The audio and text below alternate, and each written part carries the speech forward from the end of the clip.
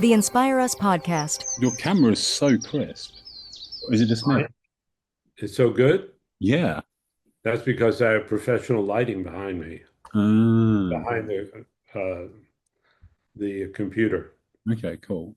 Do you have you said you had a special mic as well? I could have used a special mic, but Okay. I thought this would be fine. Yeah, Okay. it's Yeah. all right. Okay, cool.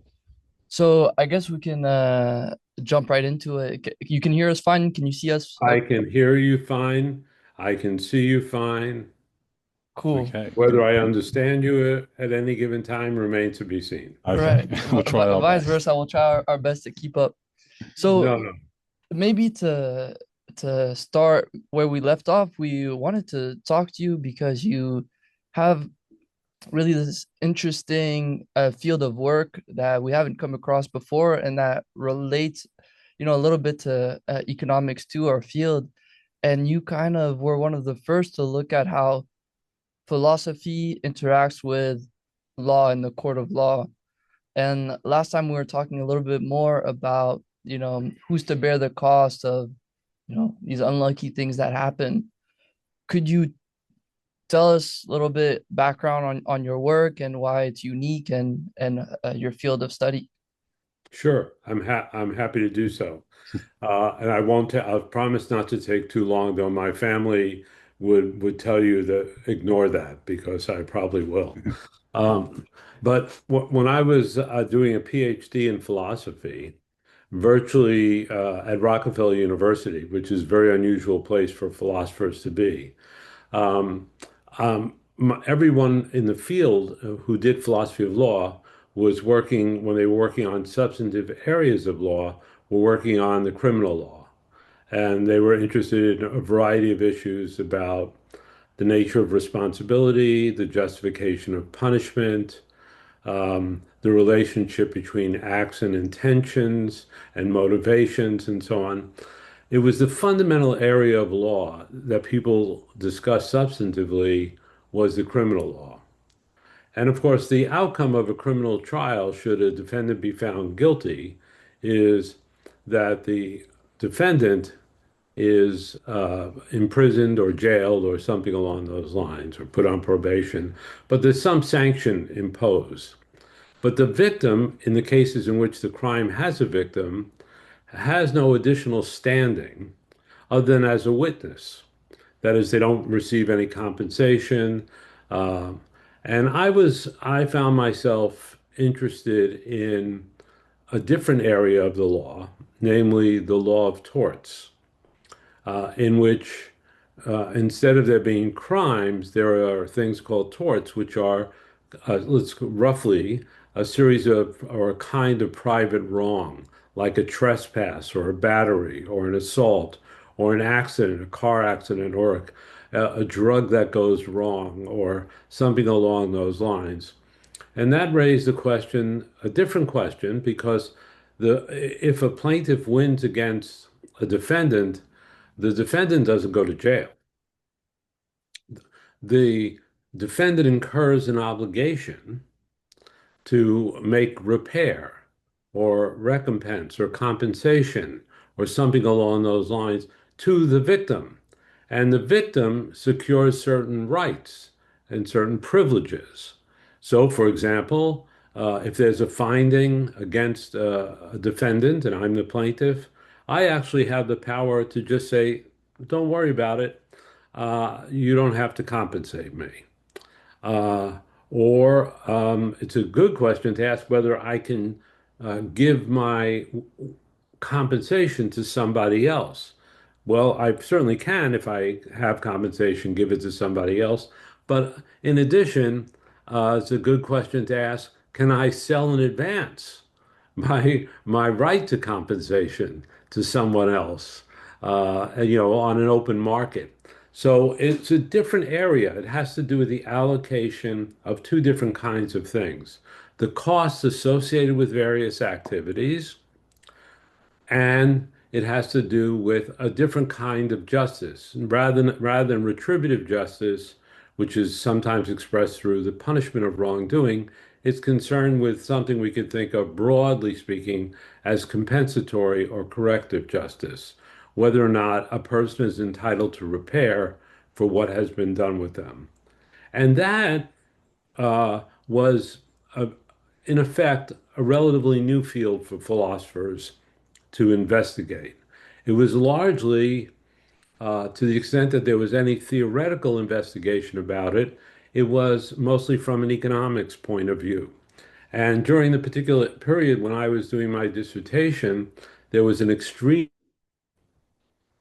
influential book written by now Judge Guido Calabrese, who was a professor at Yale Law School at the time, and in fact was my torts teacher at Yale Law School, called The Cost of Accidents.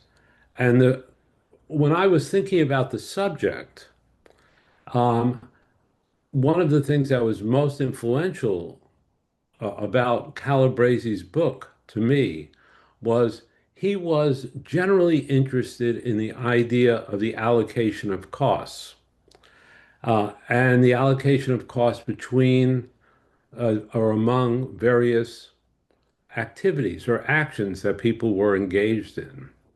And so I began to extend that because his interest primarily was how do we allocate these costs between the parties in order to incentivize them to take precautions so that if they take precautions, these kinds of accidents don't occur with the same frequency or not at all, so that the overall costs of accidents in the future are reduced. And so a case that comes before a court is viewed as an opportunity to have an impact on the behavior of all the relevant parties to it, namely the plaintiff and the defendant, and the set of people like the plaintiff and the set of people like the defendant, and what incentives those groups of people would then have based on their having to bear the costs of this activity.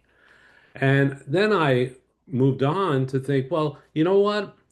This activity focus is perfectly reasonable. It's perfectly reasonable focus, but actually it's part of a much more general issue.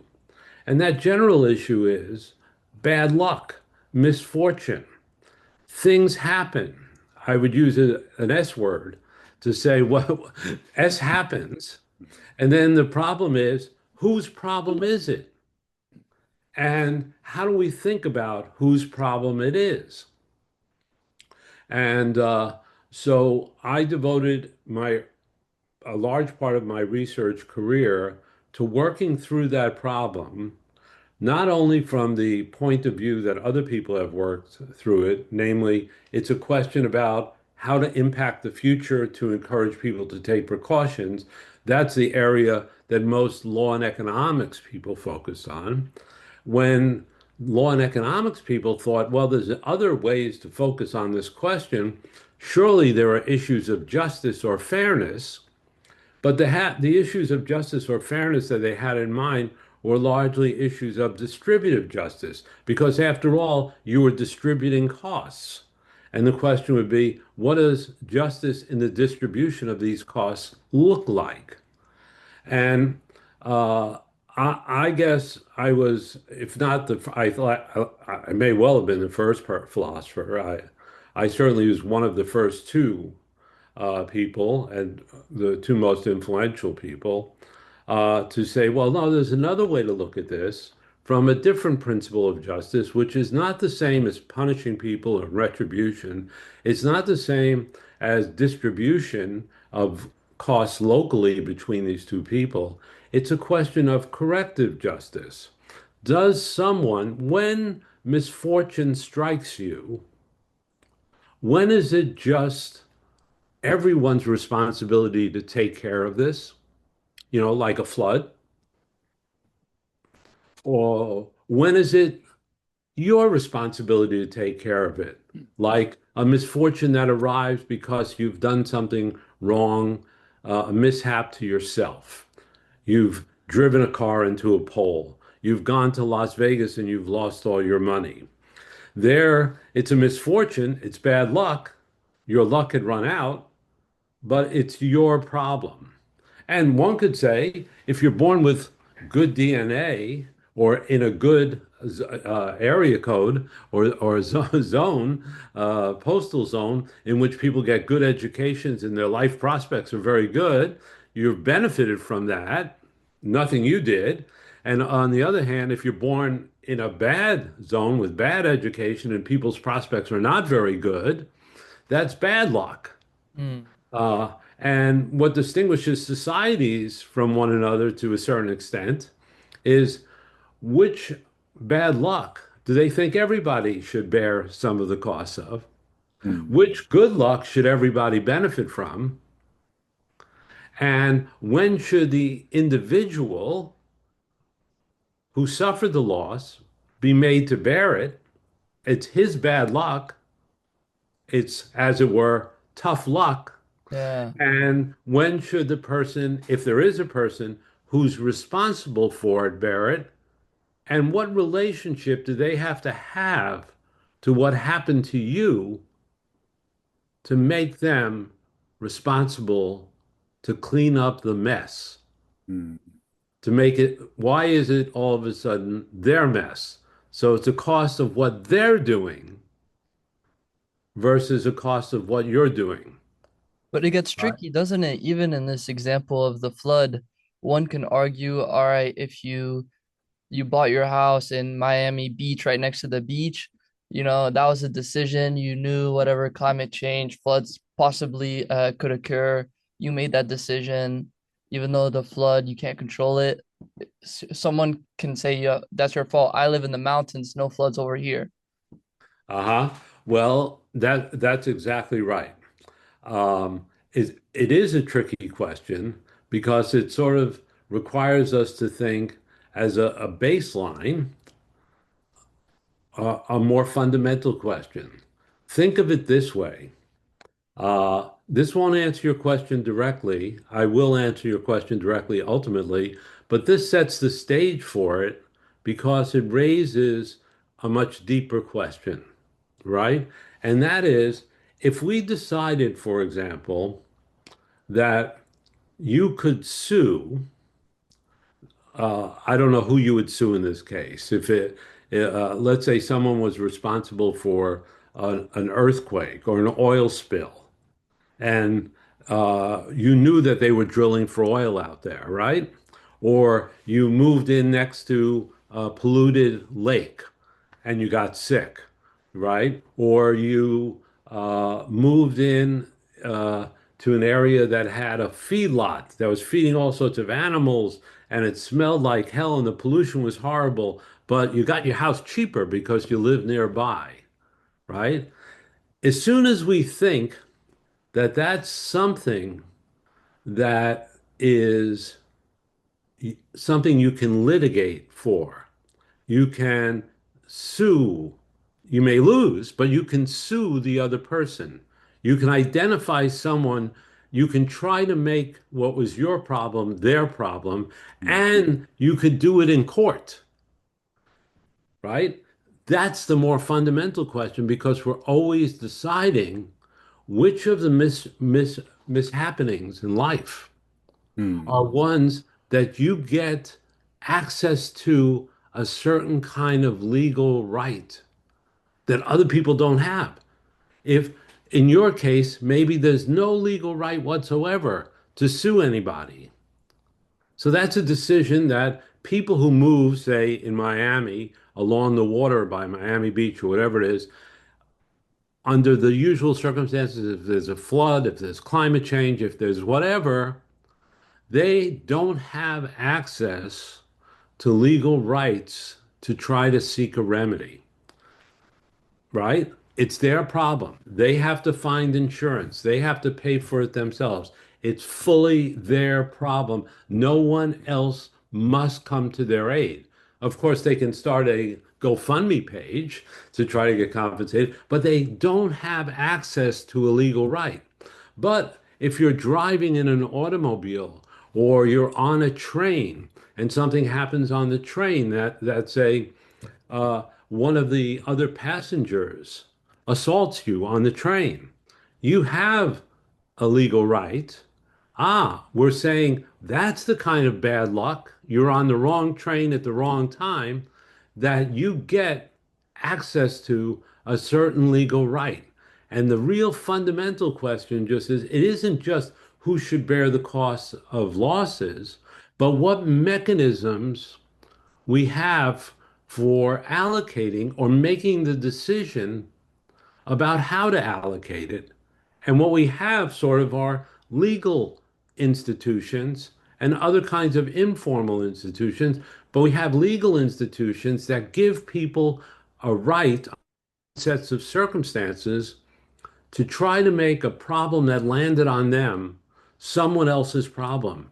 And that's a really interesting, more fundamental question about how do we decide who has access to these legally legal who has access to these legal assets and who doesn't.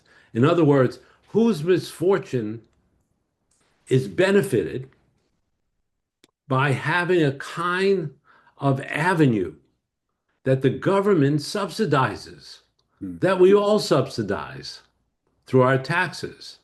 Whereas other forms of misfortune, people are denied that access to that asset.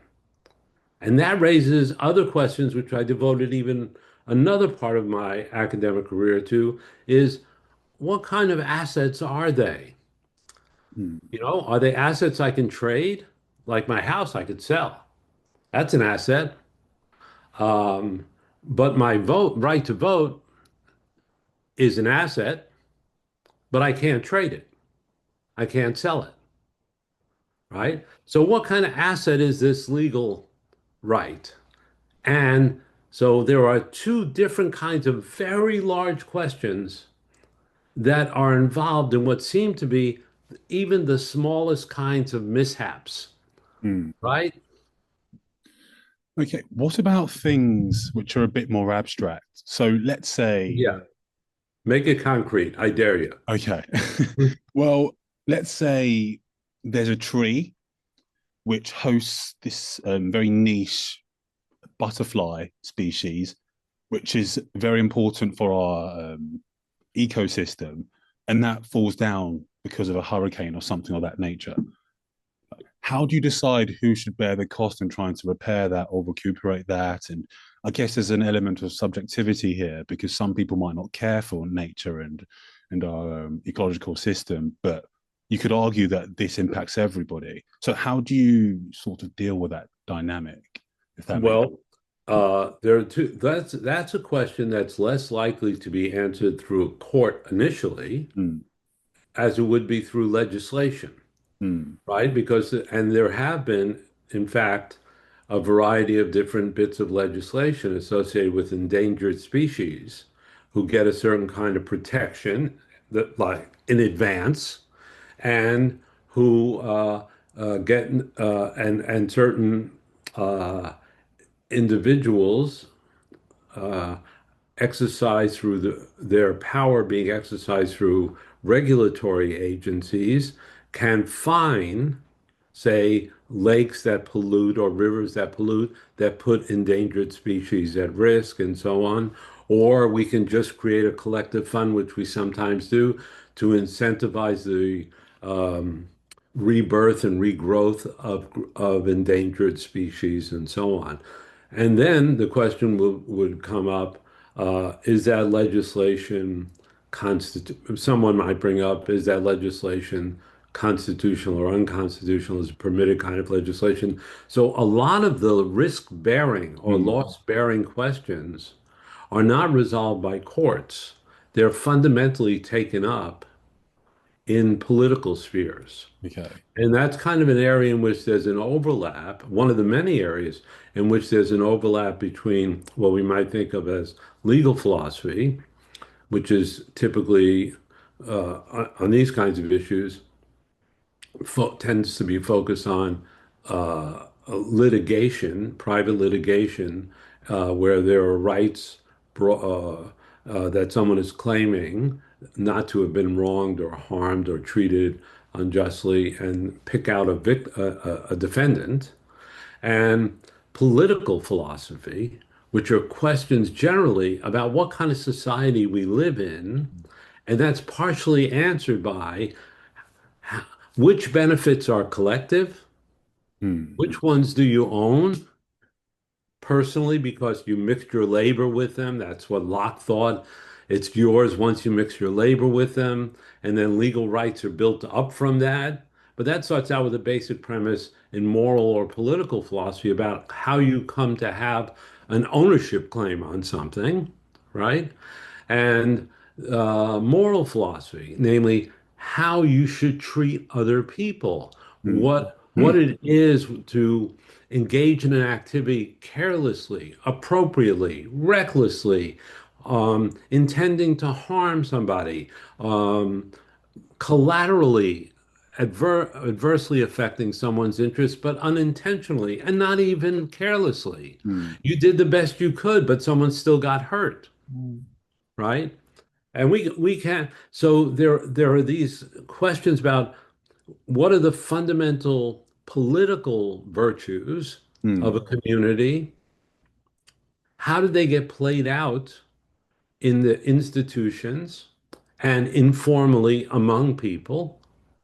What are the legal institutions that the political institutions create Mm. that people have access to answer this question about whose problem is it, Mm.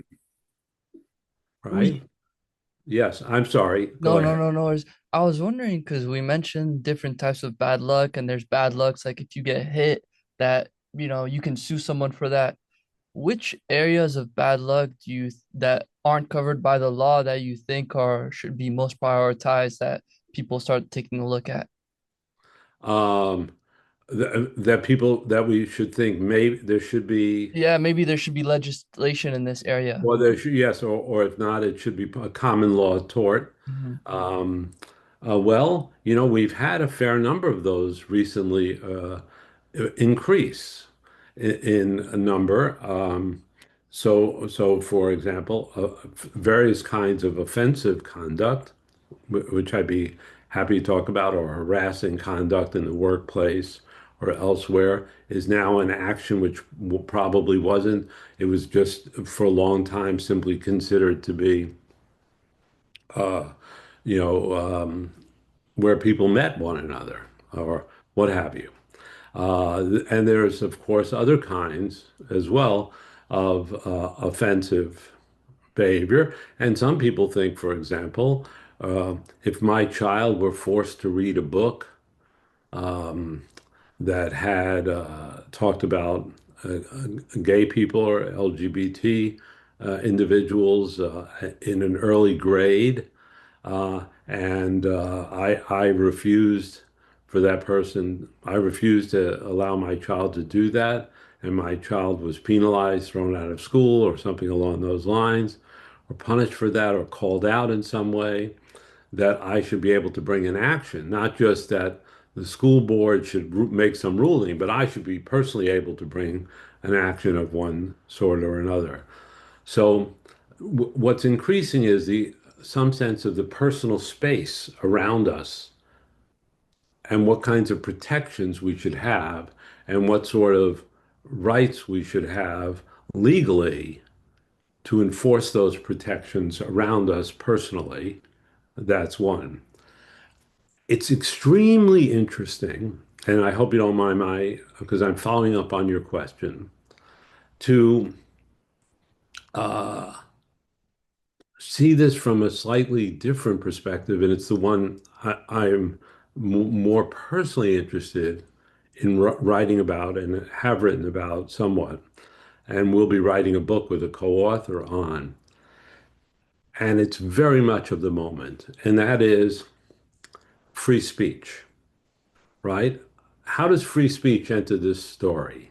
Mm. Free speech enters this story in a domain in which I'm very familiar, and you're all familiar with it, in terms of claims of academic freedom for instructors in a classroom. For example, anybody would be offended, appropriately offended, if some slur is used in the classroom, uh, whether for the teacher wants an effect of some sort or other, um, or if someone in the class does it, it's an offense. And some people feel harmed. Whether the appropriate remedy for that is something that the school should decide on, or something which should be litigated, or a person should have a claim, is one thing or another. Others claim it's just free speech. It's just academic freedom. Uh, Now, the claim I've always made is we wanted to between my freedom to say a wide range of things and the fact that the state, say, shouldn't be allowed to prohibit me from doing it in advance. That's my free speech. But my free speech can nevertheless be harmful to other people. Mm. And if you say, for example, uh, suing me for suing a teacher for using slurs, or suing another student for using slurs uh, in a conversation or a debate or whatever it is, if you say that's just a question of free speech and free speech rules, I have a question for you. Is that question, when you say free speech is absolute or free speech rules in the areas in which you're allowed free speech, that's just another way of saying whatever the costs are of your free speech to other people is their problem. Mm. It's like saying not only is my speech free in the sense that it can't be prohibited in advance, it's also free in the sense that the costs of my acting offensively or my harming people by using the N word or the K word, using to describe Jewish people or the like, is their problem. Mm. They have to bear it. So free speech is also,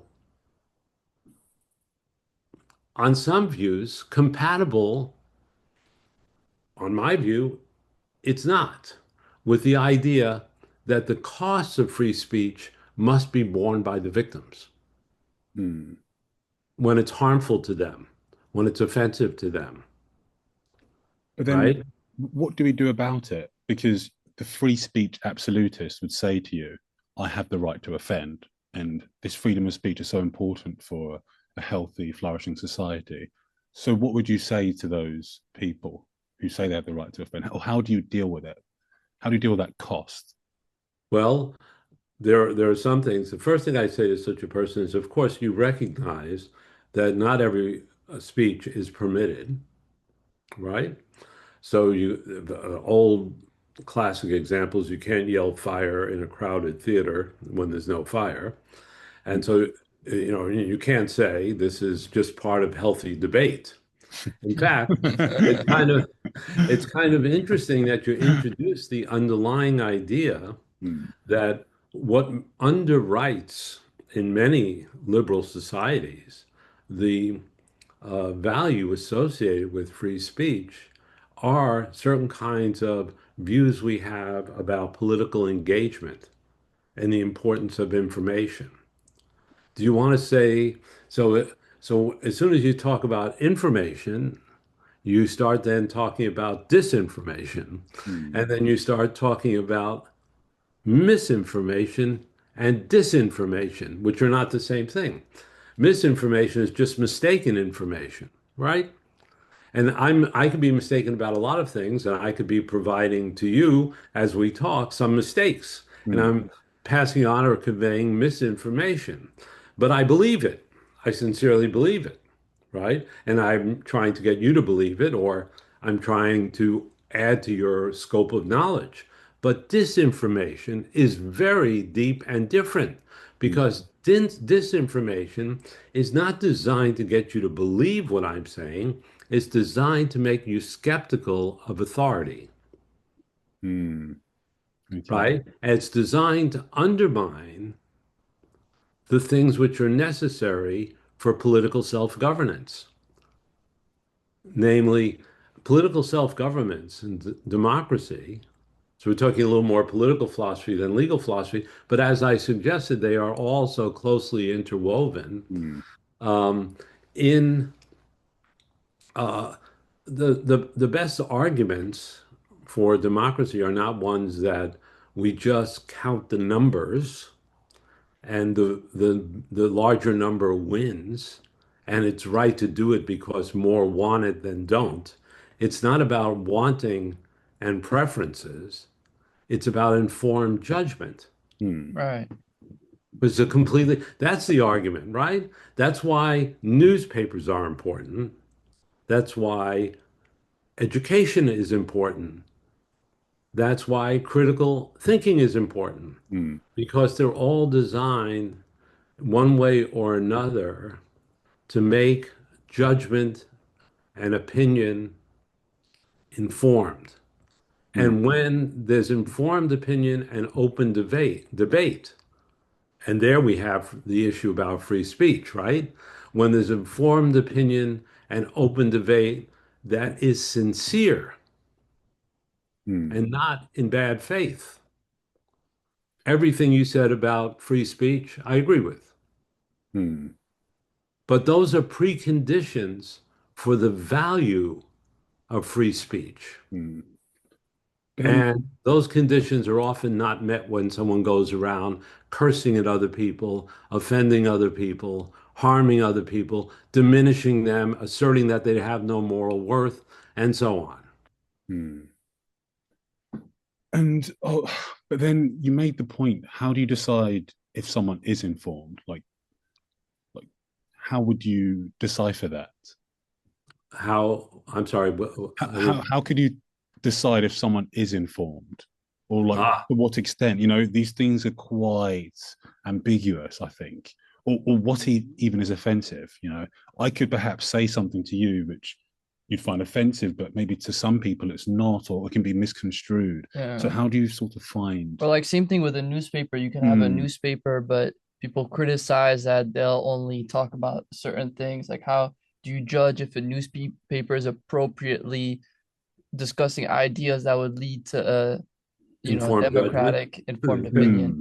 Well, so we have a variety of different kinds of questions, right? One question is, do we have institutions who have the primary aim in a democracy of providing, it's not their only aim, and they have to be sustainable, right? Or they can be supported by the government, but let's imagine that the idea is that they must be sustainable, so they have to find ways to make money and so on and so forth to sustain themselves. And we ask the question, do we have enough of those institutions? Is access to having one of those institutions monopolized? Or is it competitive? That is, are there lots of competing voices? Do they have access to the airwaves? Hmm. Are they sincere in doing their own effort? That's different than the question, is the public informed, right? That's Okay. right. Okay. So we have a different issue. And Hmm. it's interesting because we could say the same thing about education because there Hmm. was a model of education for the longest time, which I like to refer to as the division of labor view of education. The responsibility of the teacher is to teach, and the responsibility of the student is to learn, Mhm. Hmm. right? And it's not viewed as an integrated whole, right? Hmm. Right? So, but in general, to have an informed public, there has to be available access. There has to be a capacity to distinguish between noise and information, right? Uh, and there has to be open and public debate. Hmm. And that's the value in the place in which where ideas are challenged, Hmm. where legitimate ideas, but you don't get to say something and demand a response to it Hmm. that's insulting to other people. So explain to me why you have no moral worth. Mm. right? Yeah. Or explain to me why you think I should think that you have moral worth. Mm. And that's not a candidate for me of an expression that should be protected under free speech. Let me give this example because I feel like this Sure. conversation is so relevant to our world today, especially after, I hope so. yeah, but especially after Elon Musk took over Twitter and X, and there was this narrative, or like he was saying, X is the universal place where ideas need to be heard, and it took this different turn from the previous owners of where you would see a lot more people banned. There was a big amount of people that were unbanned on X, and I'll give you the example of Kanye West. So he had this whole thing where he was going around, with this like, Nazi, all my friends are Nazis, Mm. Heil Hitler, all this stuff that was, you know, on one side had a cost to a lot of people, but on the other side, that's free speech empowerment. Uh, And yeah, but people would support Kanye West having his Twitter because that's free speech for you. He has the right to offend. But then clearly people have incurred costs from having to be subjected to Heil Hitler, and that gets like 100,000 retweets, and you're seeing us all over the timeline. So how do you sort of balance it? It's quite hard. Well, I agree that it's quite hard. What I'm going to say is really part of my current work, but also the work of my co-author, who's been much more involved in this. He's a linguist Mm. and a philosopher of language named Robert May, and we've been thinking about this. And he, with another co-author of his, has been thinking about it for a long time. So I don't want to take credit for it. Mm. I've added something, but I don't want to take credit for something someone else has done. I think the first question is, uh, if you say it's a question of free speech versus non-free speech, whatever, right away, right? And it's just free speech, someone else gets hurt, and so on and so forth. Lots of ways of dealing with this. But first, I want to challenge the idea that um, when when if it were really just free speech, it would be purporting to make something that has content.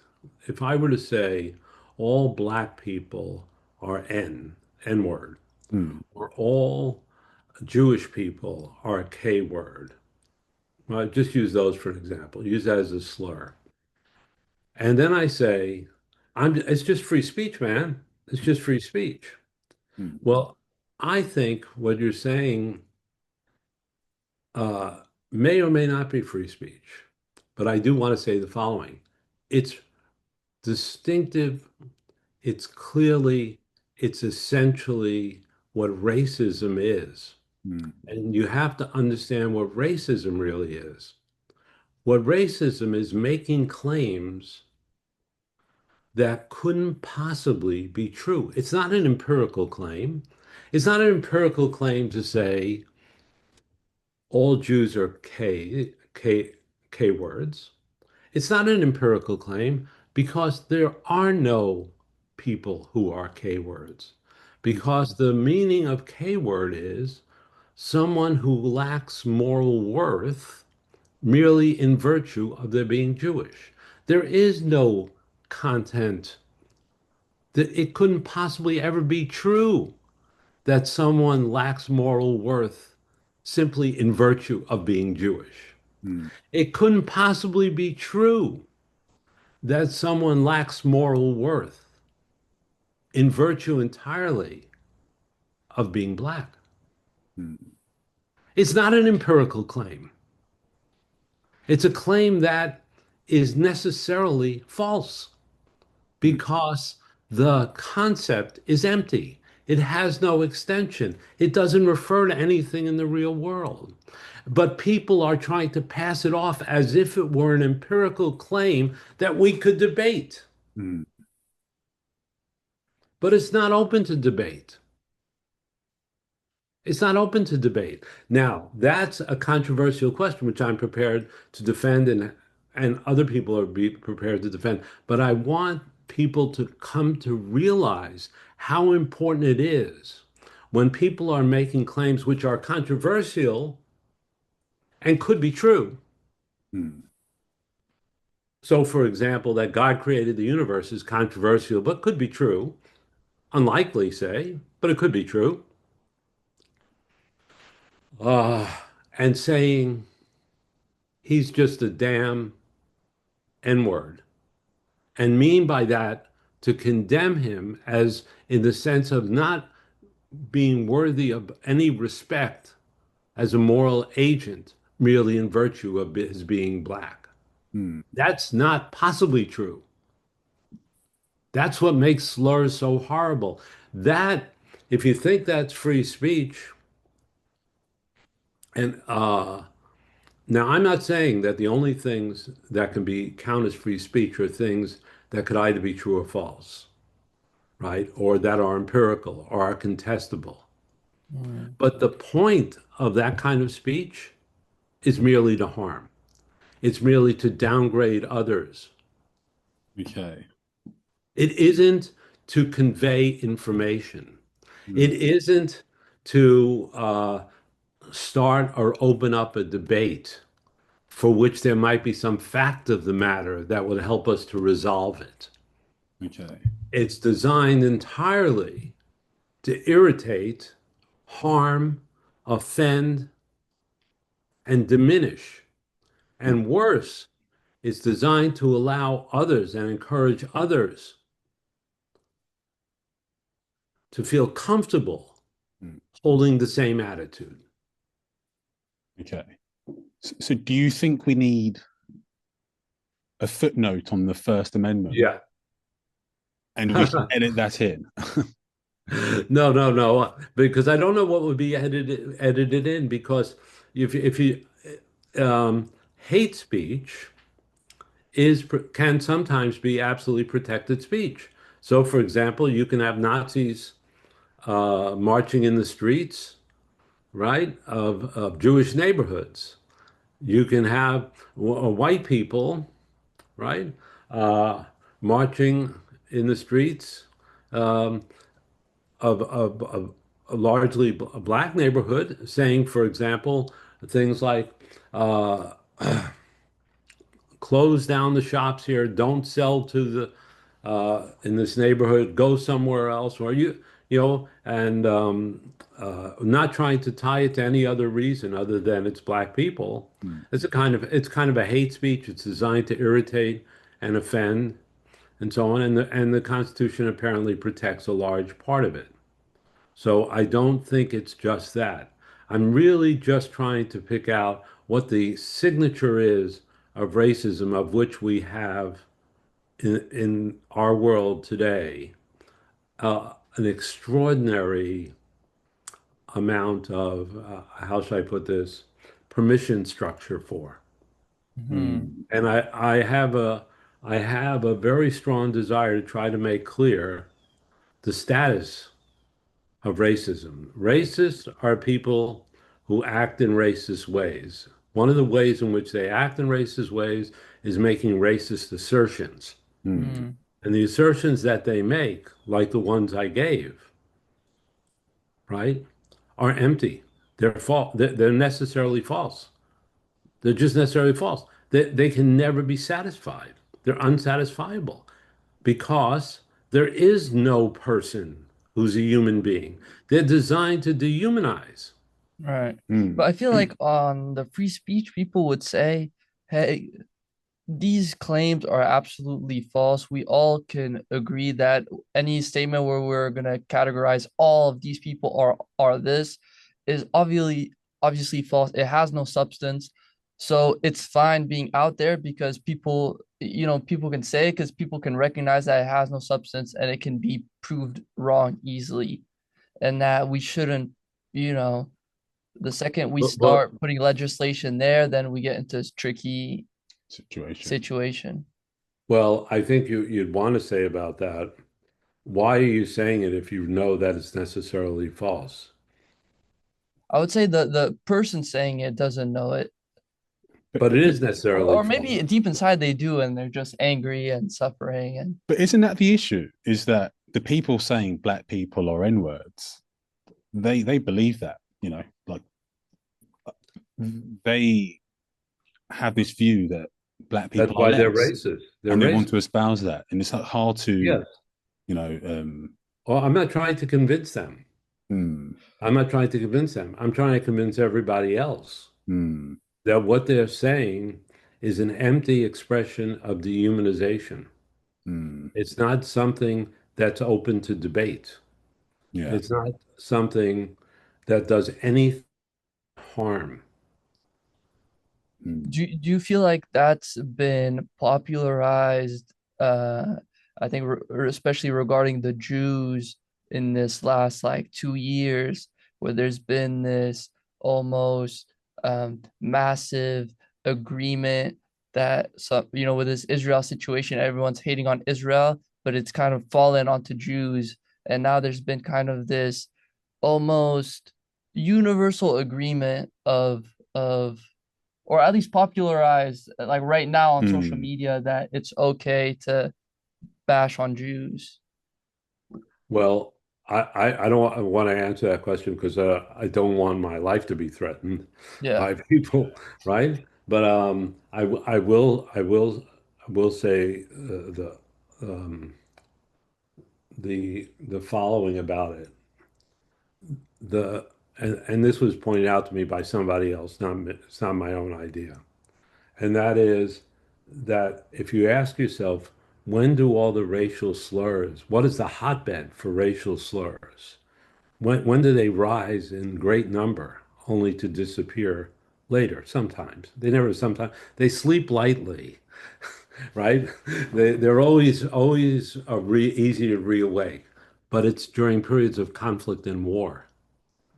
Why? Because when you're battling against other people, it makes it so much easier to engage in warlike activities against them when you feel they're less than human. It never makes it easy. Nothing will ever make it easy, but it is easier when you think of your enemy. And this goes in all directions, all directions. This is not just one side. All directions when you have a name that's dehumanizing Right. and you characterize those people. Look at any wartime. Go back and look at the history of wartime and look at all the names that grew up around enemies in war. Hmm. Now, there are lots of things I'd like to say about the difference between being Jewish and defending Israel. Israel is a political state, right? They could do a lot of bad things as a state, uh, and uh, have. But anti-Semitism is one of those things that has sleeps very lightly. Hmm. It's very easy to come back.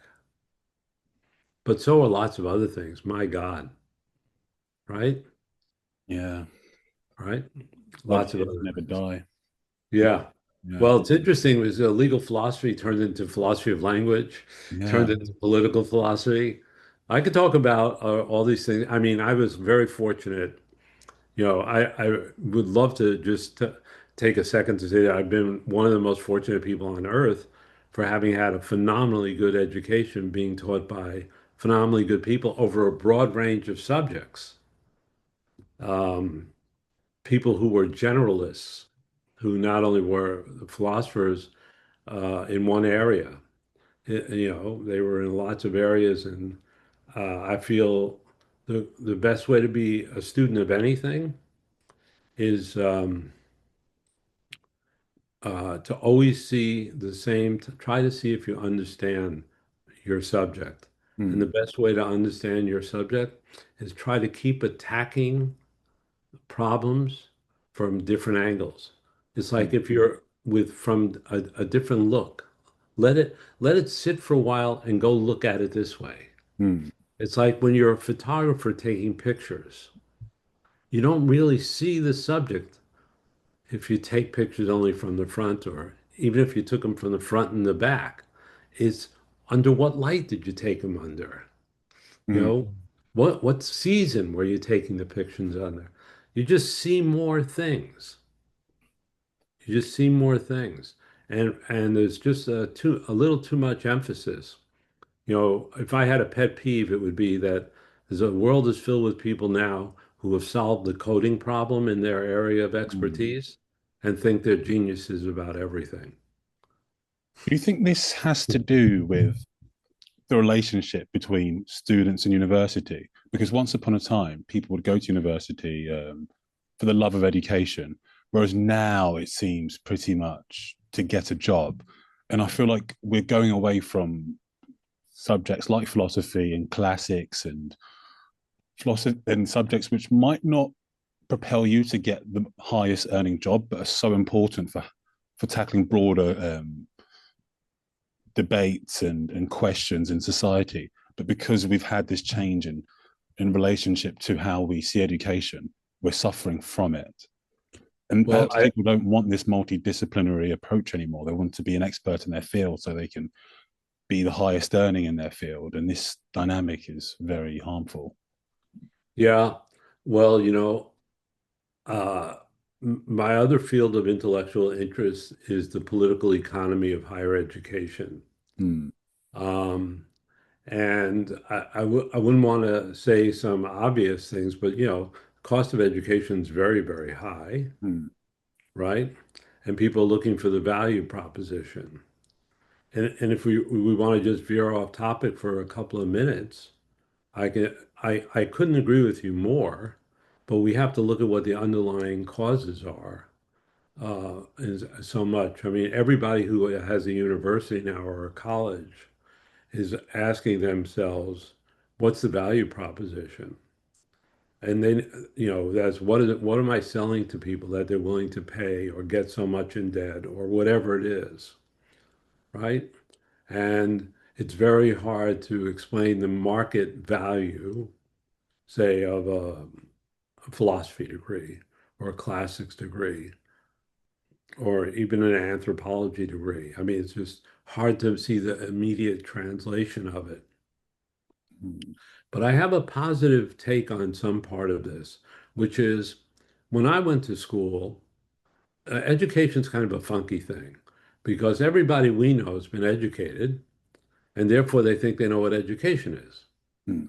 So everybody's got a view about what education is, which is probably a problem. But certainly when I went to school, education was front loaded in a person's life. In other words, between the ages of like 3 or 4, if your parents could afford to send you to pre-K to about the age of 30, you had your education. And then that's when it ended. And then, you became a member of society, found your place in your community, in the economy, in the polis, and then you died, right? Or some such lucky story. But now education's a lifelong thing. Also, when I went to school, uh, we knew nothing about how people learn. And if you could see this, if you just look at the buildings, what education buildings look like, or a classroom. A typical classroom is what? There's a blackboard or whiteboard, and in front of it is a teacher, and then in front of the teacher are rows and columns of students sitting at desks, Mm. usually in some order. And that's a very directional view. There's something behind the teacher. It's called knowledge. The teacher has access to it, you don't. The teacher gets it by getting an advanced degree or studying a subject carefully, and then transmits it to you. And then you have something like a press conference because you could ask questions of the teacher. Mm. And then the teacher tests you at the end to see if you learn what she or he taught you. But uh, that model we know a lot more about what motivated that model had very little to do with what we knew about how people learn anything. It Mm. had to do with keeping the kids in school for 8 hours so people could go to work, so parents could go to work. It had to do, is there anybody who can offer you any evidence whatsoever why the appropriate learning module is 55 minutes or 60 minutes? Why it's 5 days a week from 8 till 3 or some such time? Why it's 40 weeks a year? Does that have anything to do with how people learn? Not Who sure. knows? Who knows? But we know it had a lot to do with babysitting, Mm. right? Some forms of socialization So and the like. you're saying that needs to change, or Yes, what I'm saying is we know more about how people learn, but we've got architecture that schools were built, years ago that looked exactly like this based on this model of teaching. What mm. we don't have are all sorts of locations or places that are set up that are called learning environments, right? Mm. We don't do a lot of project-based or experiential teaching or learning. We don't do a lot of things in groups. We don't have, people don't like group projects because they can't then get the A for achievement. They have to share it with other people, Mm. right? It's a very competitive environment and it's becoming more and more competitive. But that's just a small thing. Now, people are going to be learners. So what we have to do in school is the teacher is switch roles. Everybody can find out anything, right? Just as easily as the teacher can. But what they don't know is how to distinguish what they found out. Which of it is real, genuine information, and which of it is just noise? Mm. Who's doing the curating?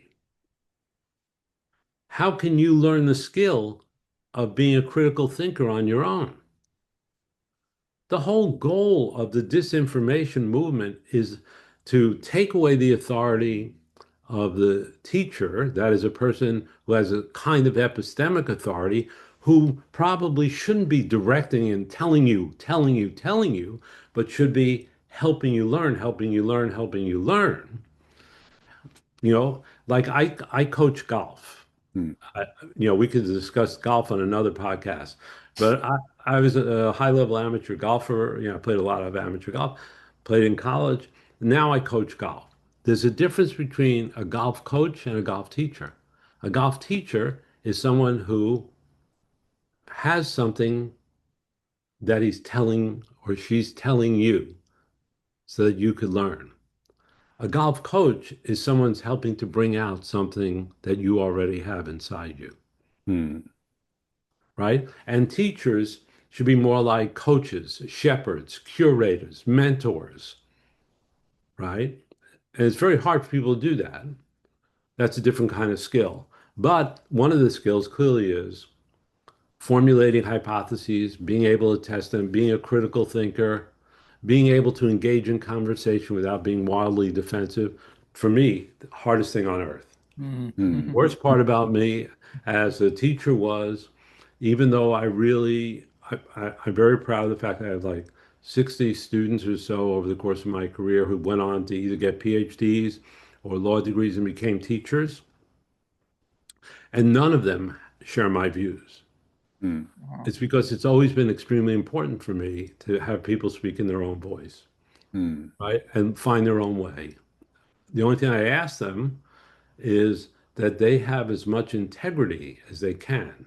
In other words, that when they criticize other people and other people's work, they apply the same standards to criticizing and evaluating their own work, Mm. right? But it's hard to make these kinds of changes in Mm. general. But people are going to be learning their whole lives.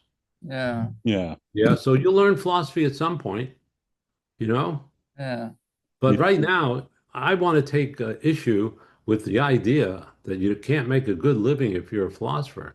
I mean, for crying out loud, you can make as much money as a poet. Mm. That's a joke. Oh, okay. I was thinking in my head, what do you mean? Yeah, yeah. Well, It's you like, were probably poets don't make thinking of, money. yeah, you were probably thinking of Bob Dylan or someone else who made a lot of money as a poet. Yeah, it is such a shame.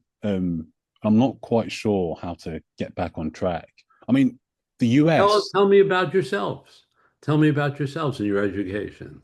I know it's Mm, your podcast, but what the heck?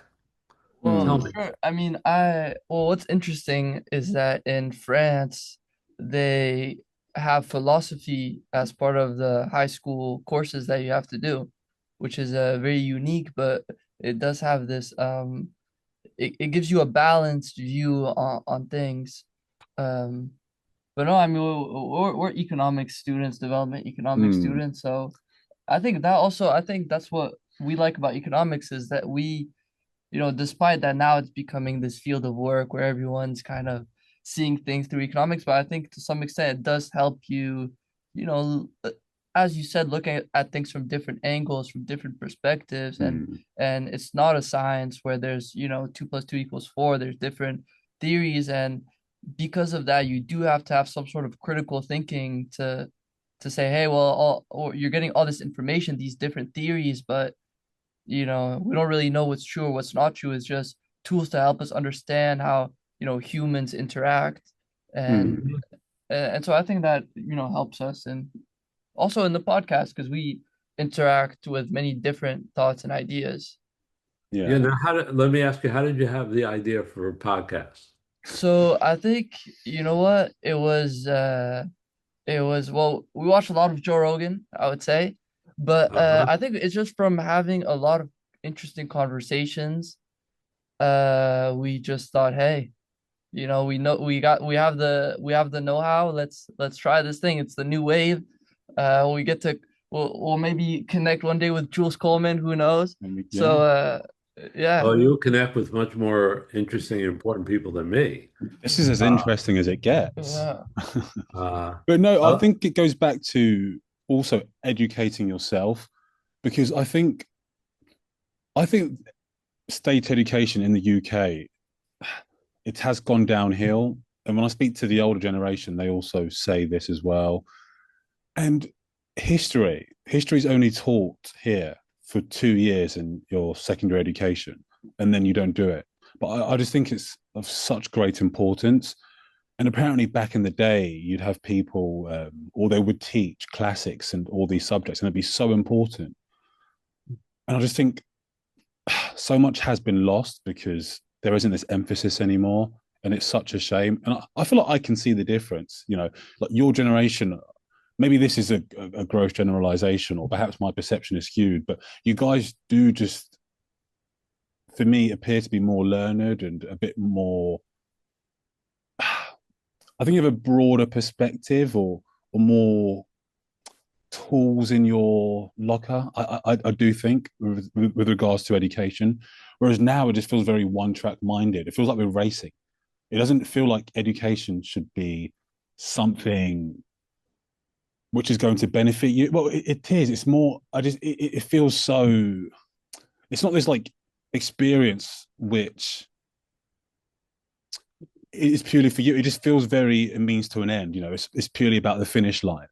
Whereas I think with your generation, it was less like that. And part of me does yearn for that experience of, just education for the sake of it, because of not the sake of it, sorry, the love of it, the passion.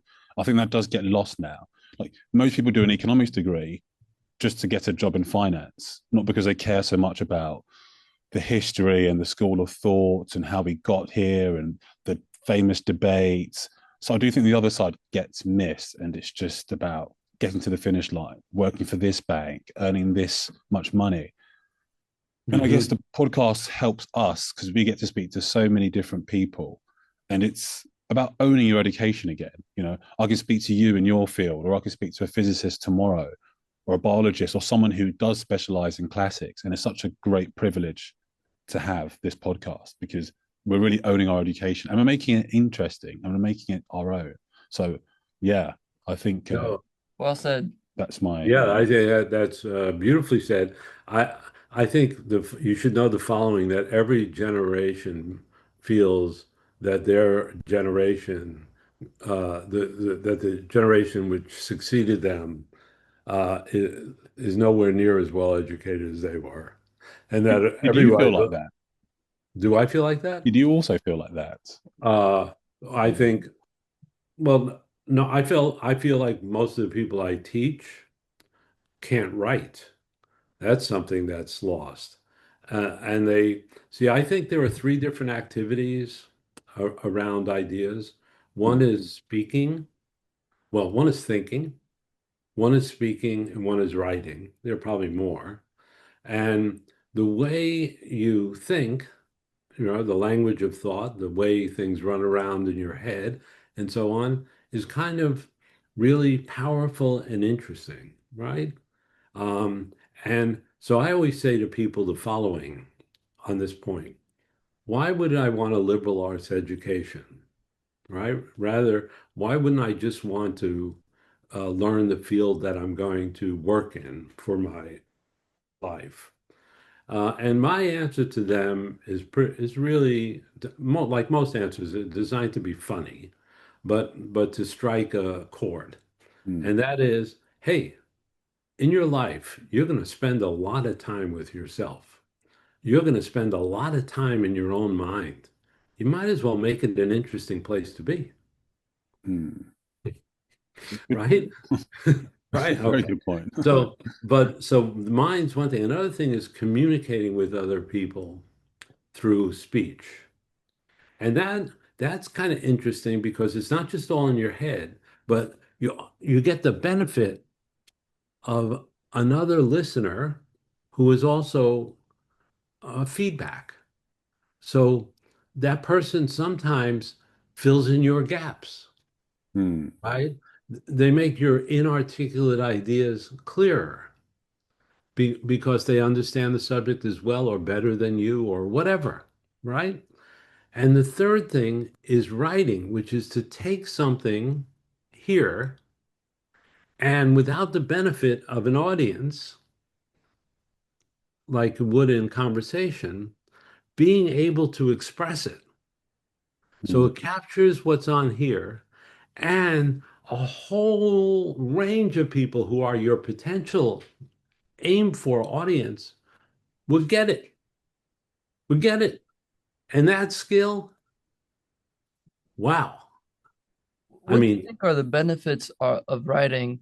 Because in helping you in your thinking, because I definitely feel, especially speaking to people, for example, with Dara, I'll often speak, I'll have ideas, I'll think, and then by speaking about it with him, I'm also working through it as I speak, and then I'll be like, oh, okay, I'm okay, now this makes sense, and it's like, okay, now I've come to a conclusion by speaking about it. So it helps me work through my thinking.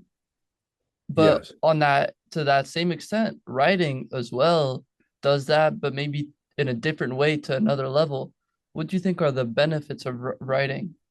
Well, I would say, I may be an outlier, or maybe I have no way of knowing, but I would say, and after I retired, I went around the world and was interviewed a lot at conferences, about my career, and the one thing I said was, I early on learned that what I wanted to do was to see if I understood the problems I was working on, if I understood what made them interesting problems. Because I kept finding people who were my age, like kids, who had a theory. I mean, at 24 years old, you have a theory. Come on, you don't know anything, right? So I got into, I'm not going to have a theory necessarily. If I come to have a view, that'd be fine.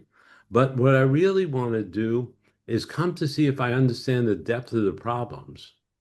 And the one thing I learned was, wow, is it great to be a teacher and a researcher and a publisher?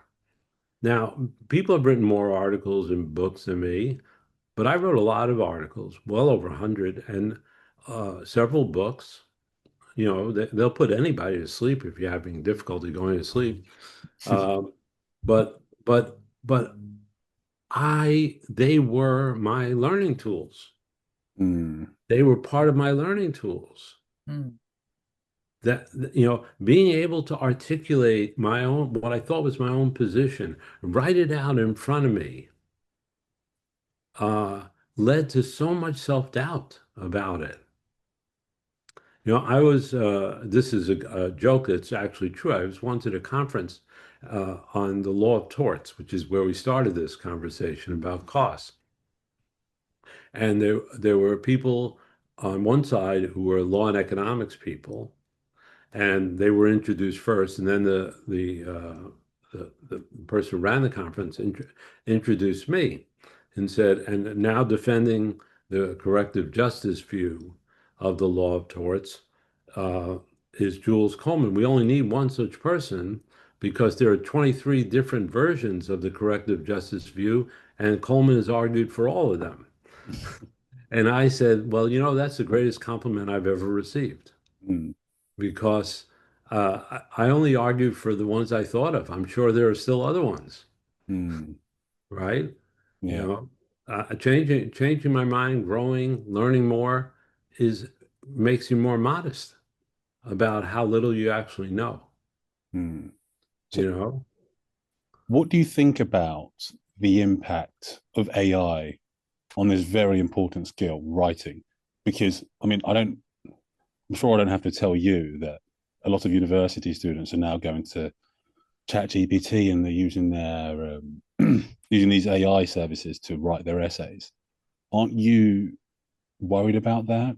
Do you think it's not an issue? Do you think as a society we won't be massively impacted by this? Our ability to think and be critical and to express our ideas and perhaps be tolerant and all have this level of humility, because as you said, if you write something down, you'll realize the holes in your knowledge. But if you're going to an AI, which can probably just reaffirm your views or not test your views really, perhaps this skill gets lost. Certainly, if you're Elon Musk, it'll reaffirm your views. Yeah. If it's Grok. So I think anything one says about AI in the future now is just speculation. But I do think there's something, I think there are probably some workarounds with writing and things like that. But I do think the thing that we really have to worry about getting lost is creativity. Creativity, because we need a leap beyond where we already are.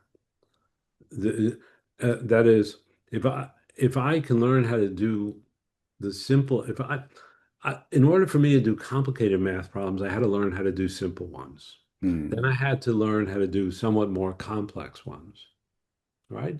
Then I was up to a level in which they were so complex that I had to break them down into several different ones and solve them each separately, right? And sometimes I could solve a couple, but not all of them, right? And the really creative people were people who could break them down and solve all of them, and then actually say, oh, I see another potential problem. That now that I see the solution, I see that this problem we've been working on, that everyone's been wanting an answer to, isn't really the most fundamental problem. The most fundamental one is a little off from that, right? That's not that skill is ubiquitous. It's not everywhere in the population, but it's distributed widely across the population.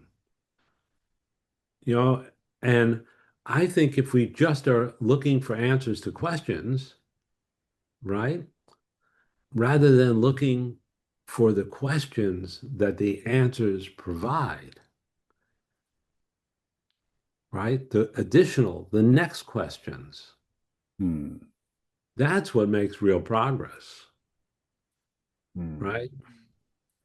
So yeah, so Yeah, you can't, uh, and I worry that that skill has to be nurtured in people, that kind of inquisitiveness of wanting to be able to do it on your own and then say, well, no, I'll do the hard stuff on my own. I get the simple answers. I just don't have to waste time on them anymore. I could do it through AI or something like that. I could do it all the way up to level N through AI. But for after N, O and P and Q, I'll do that. Well, if I didn't learn how to work up through N, the chance that I'm going to be able to think of what O is, what the problem really is at O, pretty slim.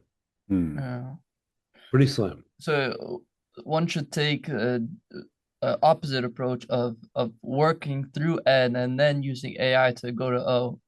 You can't because you have to prompt it by what? Saying, what's the most surprising question that arises as a result of this solution to this problem? Hmm. Well, the problem's not been solved before. Or how would they how would an AI respond to that? Yeah. And it's It's an amalgamator. expected. Like the question it'll find is maybe a very AI question, whereas a human could somehow think of a different question. But while we're on AI, I wanted to ask you, I saw this clip of Sam Altman talking about how now with ChatGPT, all of these people are, confiding in it, talking to it like a On a therapist personal basis, on yeah, on like a a very personal therapist. basis, and he was talking about how there needs to be legislation that needs to be developed because when you go to a therapist or you go to your doctor, there are certain laws in place to protect you, in courts Confidentiality. and stuff like this. But today, AI has no such legislation, and everything you share, there's no law around it. Hmm. So there's a lot of questions that are asked, and the legislation needs to evolve. Well, you know the funny thing about legislation, it usually is a response to yesterday's problem. Right. So does that mean Very we have to face the problem? We'll have to yeah, face the well, we problem don't, first. yeah. Uh, Yes, it's a version of we'll legislate on that issue when we face the problem, right. Right. right? Which is a problem. And the incentives are all wrong. You should know that from economics. The incentives, political incentives in a voting population is for legislators to reward the present and pass costs on to the future. Because no one in the future is voting for them. The Hmm. people who are or are not voting for them are the people now. So, there are a lot of issues. There are a lot of issues. We could probably talk about all of them. I'd be happy to come by another time, and we could discuss some other subject that I might know something about. Um, and we could even start by discussing legal philosophy again, because we ended up all over the place, and Yeah. that's fine with me. I enjoyed that. I enjoyed it very much. One last thing, Sure. before we get you out of here, just something that's happening in the UK now, is that they introduced this online safety act. I don't know if you've heard about it, No, um, go but ahead, tell me. it's kind of made the news because people are saying, against freedom of speech and all this thing. And basically what it is that they've created and made mandatory ID verification for all adult website content. So now, in the UK, if one wants to access an adult website, they have to, Sign in with legitimate, yeah, and send in show their pa a show their photocopy of their passport. passport and and so the people are asking. So on one side they're saying yes, it's good, we're protecting the people, and on sites like Twitter that were had a lot of like pornographic content, now it's all controlled. But then on the other side there is to say, well, hey, you know people doubt anything the government does for the safety of the citizens. People doubt.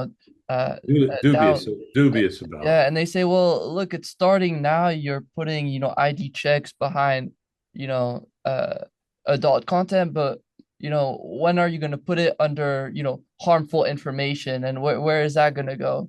I just wanted to get your thoughts on that. Yeah. Well, I don't know enough about all the particulars of the legislation. And so I'm reluctant to speak authoritatively about that. And I don't think I would be authoritative about that. But I do worry already the extent to which private information about us is in fact monetized, right? I've been on a board of a company, a Silicon Valley company, and I've been privy to discussions with Silicon Valley companies in which the real thing that they want to be able to monetize, not the company I work for, but the other companies that were connected and we had conversations with, the real thing that they want to monetize in their product is the data, is the information that they get. So the vast majority of what they do to get the data is not the primary source of their income. The primary source of their income is the data about people. And I think people feel powerless about it and ignorant about it. They don't know, there's a difference between being ignorant and stupid or dumb. A lot of people are just ignorant about things. They don't know how to learn to know. And these are things people don't know a lot about. Every time you do X, your data is now in somebody else's hands. The thing about the porno or adult content is that makes it very obvious to people. So my worry when there's something obvious, and this may be unfounded, but my worry when you see something obvious and people start focusing on that is it's a distraction. It's to have you think about this obvious thing and not think about all the non-obvious things that are going on that are much more dangerous, right? So, and much more a threat to privacy and a sense of personal security. I think it's a really interesting question about what kind of rights do we have in our own data about us, right? Others can have, even if we thought others can have access to it, shouldn't we be able to trade it?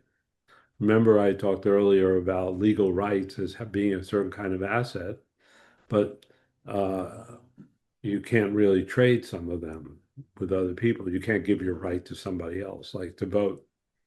So your data, you consent to other people having your data all the time, sort of unwittingly. Or what if we created a market in your data and that you had control over it? Well, then some economists will say that would be an incredibly inefficient market because the more data that people will be holdouts with regard to their data and demand monopoly prices. So everybody will demand monopoly prices for their data, and we'll never get any really interesting data from people. But things will work and the world will be much better if we had all their data. So this way we get their data when they sign a consent, they check a box, at the end of some long thing, and they don't realize that all their data is now available, and they wonder how it is every time they open up their computer, they see nothing but ads for things they're interested in. I can't tell you how many times I see ads for golf balls, golf clubs, golf outfits, people who give me golf lessons, and espresso machines, you know? And I told my wife that the most dangerous thing about me becoming the main cook in our house is not that we're going to die from my cooking. It's that we're going to all on our computers get more and more recipes that are likely to kill us if I try them. We're just going to have another set of lists of stuff coming in. The more things you're interested in, even though you never expressed it. In an email to a friend, you could have said, hey, I just got an interest. I think I'm going to subscribe to Dwell magazine because I'm kind of interested in prefab housing. I'm interested in the process. And then all of a sudden, there are ads about prefab houses all over your, and that was in an email you wrote to somebody. So I'm always worried. So I think that Donald Trump is a mastermind of distraction. His presidency is like a TV show with a different episode every day. And the episode keeps him in the news, And it's getting high ratings where right? Non-stop. Nonstop. And a lot of things like Greenland. When was the last time you heard about Greenland or taking Canada as the 51st state or the Panama Canal? They were just episodes. They're gonna come right back. They're gonna come right They're back. gonna circle back when they're needed again. You know, and so when things are around the obvious, like porno, which everybody could get excited about one way or the other, watch out for what's going on behind it. well, Jules, thank you ever so much. Are you have No, nothing. Just an absolute pleasure to be able It to was speak. my pleasure. My pleasure. Really, it was a great joy to meet both of you. I wish you both extremely well in what you're doing. I think it's wonderful that you're doing it. And if there's ever any way in which I could be helpful, I wish you would feel free to contact me, and I'll try to be helpful in any way I can. Thank Thank you you ever so so much. much, Thank you Jules. so Thank much. you. Thank you. Thank you And for talking to us. I assume you edit this to take out every stupid thing I said.